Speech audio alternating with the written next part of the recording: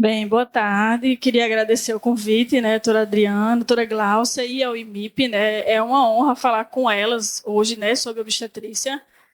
Estou aqui na casa há 18 anos, fui residente daqui e espero contribuir hoje, né, com a nossa tarde.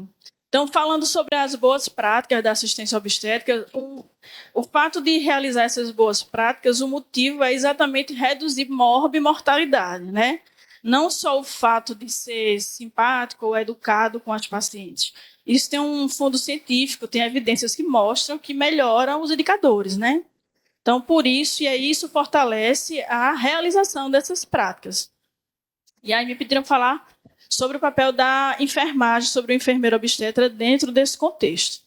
Então, eu vou falar um pouquinho para vocês, primeiro, da formação do enfermeiro.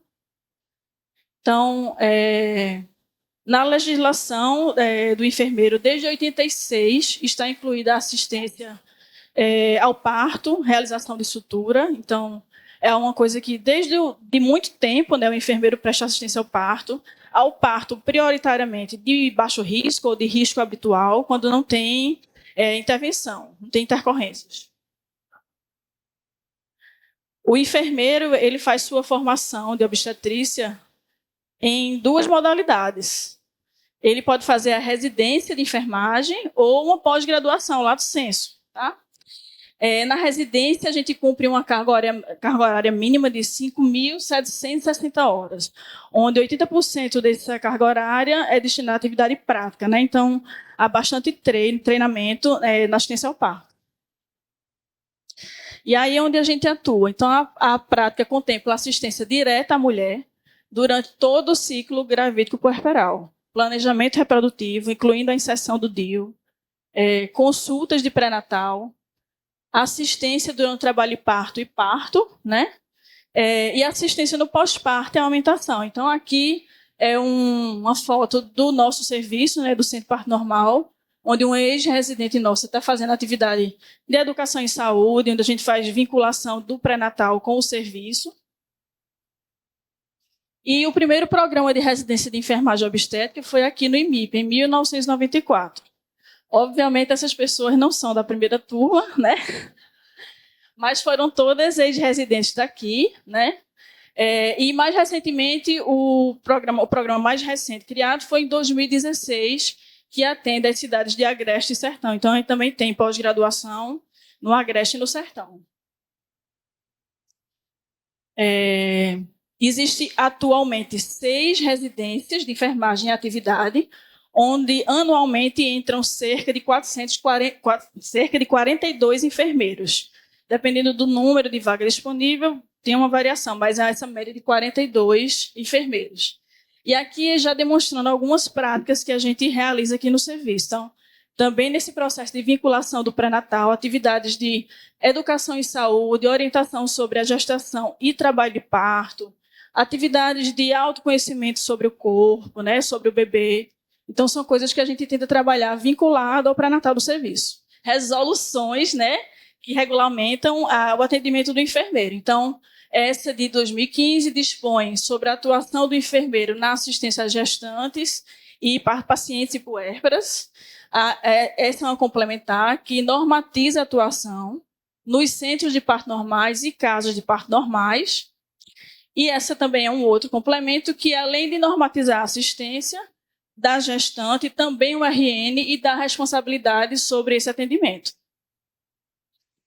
Então, dentro da assistência do enfermeiro obstetra, ele vai atender desde o pré-natal, como a gente falou, e durante o internamento, a legislação que inclui a emissão de AIH para o internamento, prescrição de medicações de acordo com protocolos e a alta da paciente.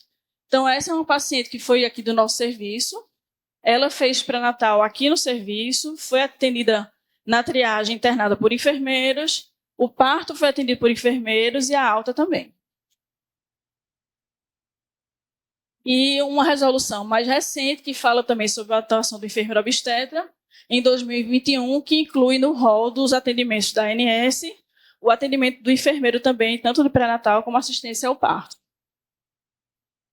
E aí essas boas práticas vêm exatamente daqui, né, que é a recomendação da OMS, essa última que aconteceu em 2018, e ela fala de todo esse passo a passo e da importância e mostra a evidência que justifica fazer essas boas práticas, né?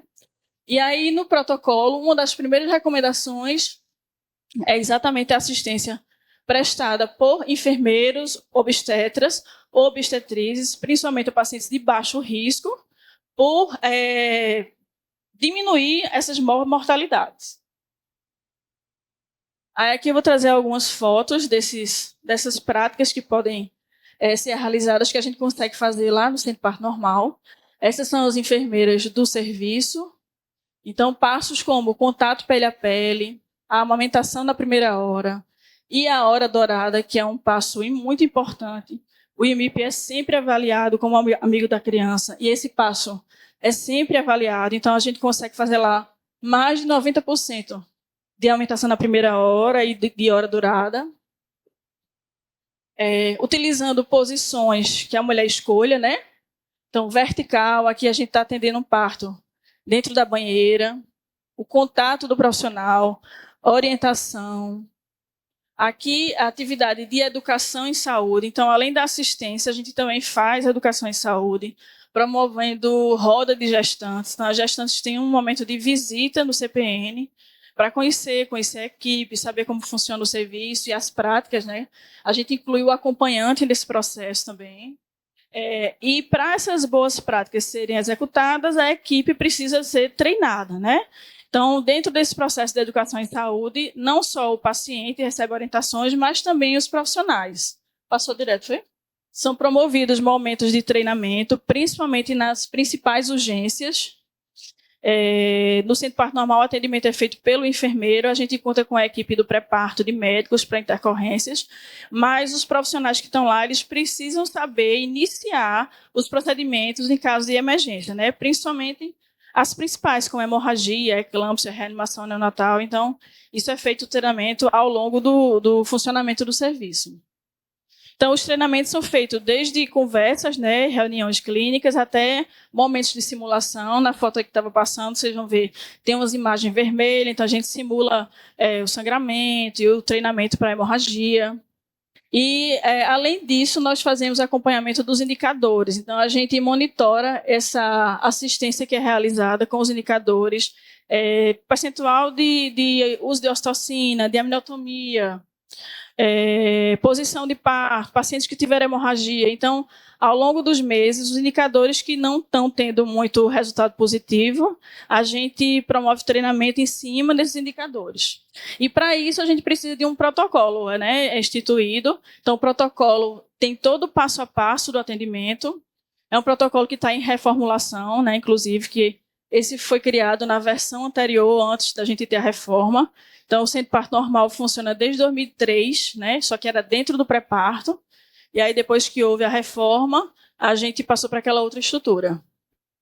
E aí, como a gente acompanha através do protocolo... Ixi, que pena não mostrar as fotos, porque...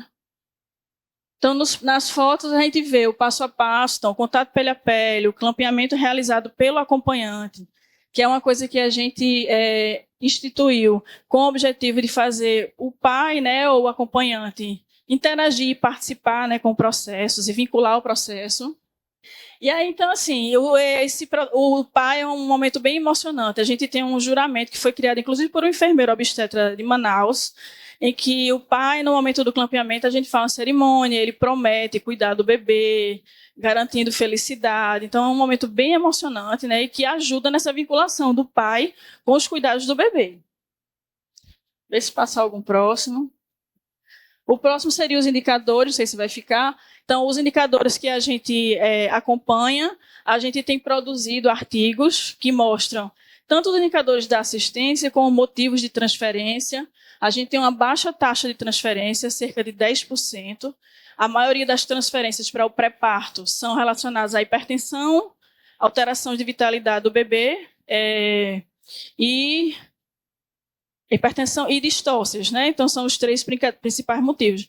E cerca de 10% é que são transferidas para o pré-parto.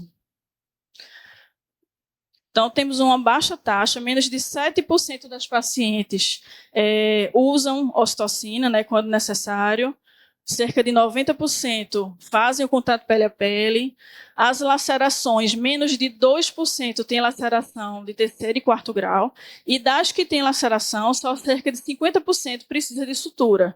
Então, como a gente usa as boas práticas e tem todo esse passo a passo, a gente consegue ter um controle, né, do resultado final da assistência ao parto. Então, o objetivo era falar, né, sobre o papel do enfermeiro, mostrar esses passos que a doutora Gláucia falou, como pode ser feito na prática, né, através das imagens que a gente produz aqui no serviço.